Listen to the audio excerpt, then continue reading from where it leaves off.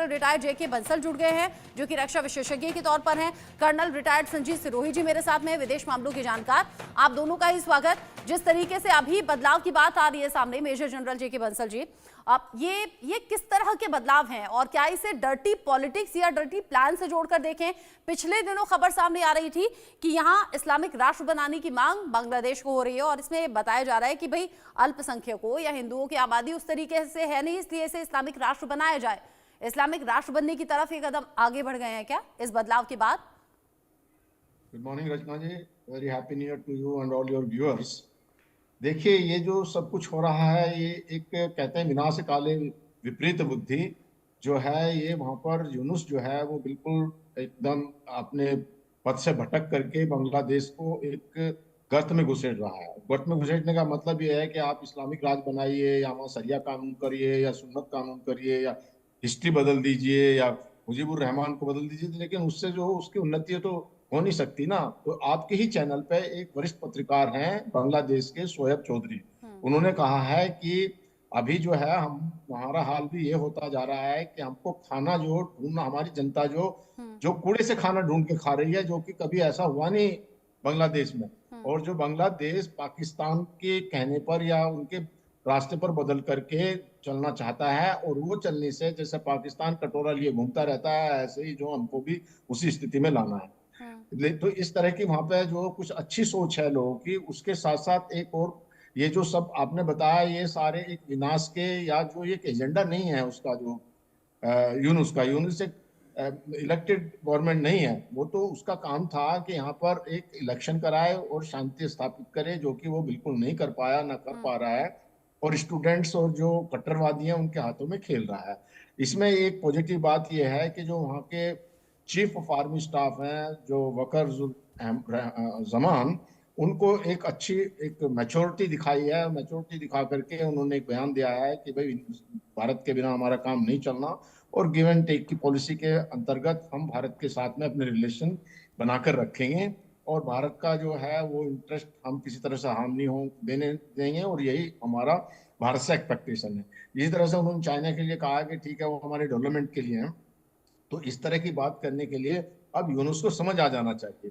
देखिए, कई जगह जैसे पाकिस्तान में तो जो आर्मी होती है वो कूप करके जो है अपना आर्मी रूल लगा देती है, लेकिन यहाँ पर मजबूर किया जाएगा। अगर ऐसी स्थिति आई जो ऐसे ही चलता रहा वहां पे, तो हो सकता है वहां पे आर्मी टेक ओवर कर ले। हालांकि मुझे नहीं लगता कि आर्मी का या जो आर्मी चीफ का ऐसा कुछ इरादा है। अगर उनका इरादा होता तो जब शेख हसीना वहां से हटी थी उस समय भी वो टेक ओवर कर सकते थे। उस समय वही आकर के एक जनता से अपील की थी कि सबकी सुरक्षा जो है हम करेंगे।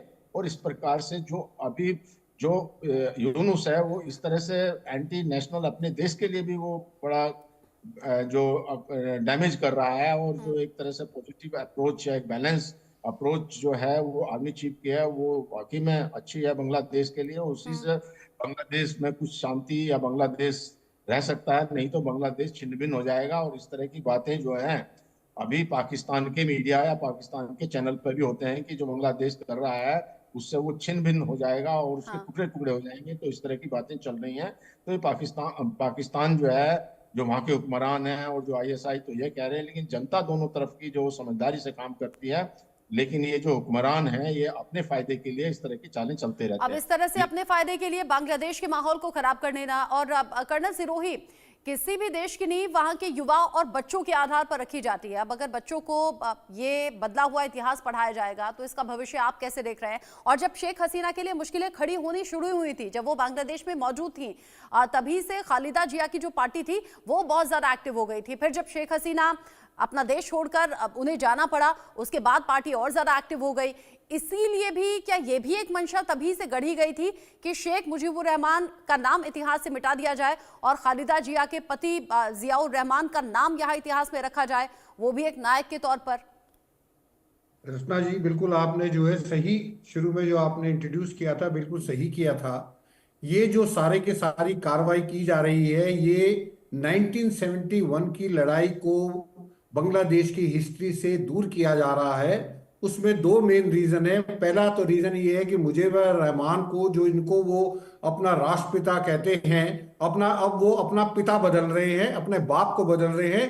पहले शेख मुजीबुर रहमान उनका बाप था, फाउंडर फादर था, अब जो है वो जियाउर रहमान को बना रहे हैं नंबर 1। तो उससे पहला काम तो उनका ये है कि भारत का क्योंकि जो सरेंडर किया था पाकिस्तान आर्मी ने, वो भारत की आर्मी को सरेंडर किया था, ना कि बांग्लादेश आर्मी को किया था। तो वो इस चीज को दूर करना चाहते हैं। तो इस चैप्टर को, जो मुजीबुर रहमान का चैप्टर है और जिसके बाद जाके हसीना बेगम का आता है, वो पॉलिटिकली हसीना बेगम को खत्म करने के लिए ये पूरी हिस्ट्री बदल रहे हैं, नंबर 1। नंबर दूसरा, वो इससे भारत को भी क्रेडिट नहीं देना चाहते हैं, इसलिए वो अब पाकिस्तान के साथ अपने जो उनके ताल्लुकात है उनको बढ़ा रहे हैं।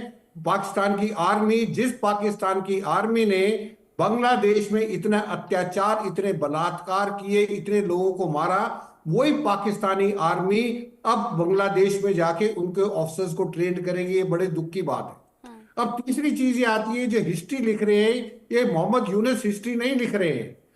पहले जो एक्टर है लिखने वाले, वो स्टूडेंट है। वो स्टूडेंट क्या है, वो इसको एक क्रांति दिखाना चाहते हैं कि ये जो जुलाई में जो प्रोटेस्ट हुआ था स्टूडेंट्स का, वो एक क्रांति थी। दूसरे बात जो है, इस्लामिस्ट हैं, जो जिहादी हैं, वो हिस्ट्री लिखना चाहते हैं जिसमें बीएनपी इन जिहादियों का हिस्सेदार है। और तीसरा जो है, ये पॉलिटिकल पार्टी है जिसमें खालिदा जिया ने ये बहुत बड़ा पैंतरा खेला है कि अपने हस्बैंड को वहां का जो है राष्ट्रपिता बनाने के लिए, ताकि वो राष्ट्र की मां बन जाए और उसके बाद शेख हसीना को बिल्कुल खत्म कर दे।